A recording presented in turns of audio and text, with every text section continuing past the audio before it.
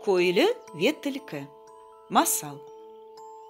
Күнлерінің бірінде авчылар бір қашқыр пешіне түшелер.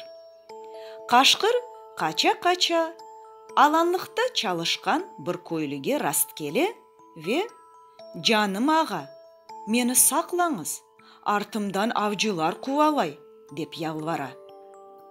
Көйлі қашқырны ажи ве еліндегі чувалның ağzını açada, «Мына bu çuvalға кір, сені олар тапалмасылар» дей.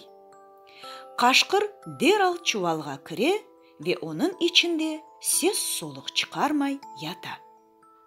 Шу вақыт авчылар да етіп келелер. Олар көйліден «Қашқырны көрмедің ме?» деп сұрайлар. «Жоқ, көрмедім» дей көйлі. Авчылар кеткен соң, қашқыр чувалдан чықада, өз миннеттарлығыны білдірмек еріне көйліге ұжым етежек ола. Көйлі бұны аңлап біраз абдырай. Шу арада оларның янында түлкі пейда ола. «Не олды я?» деп сұрай көйліден. «Мен қашқырны чувалға сақлап, өлімден құртардым.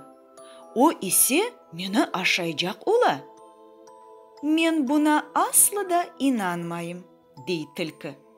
«Бұ қадар балабан қашқыр бөйлі чувалчыққа іч сығар-мы?» «Инанмасан, оның өзінден сора» дей көйлі. Түлкі қашқырға чевіріліп, «Ей қашқыр аға, сіз шу чувалчыққа кіріп сақландыңыз ма?» «Эбет» дей қашқыр. «Жоқ, сіз мені алдатып оламазсыңыз. Егер керчектен де шай олған олса, кене чувалға кіріңіз, бақайым» дей түлкі. «Мына, бақ» дей ве қашқыр текрар чувалға соқыла.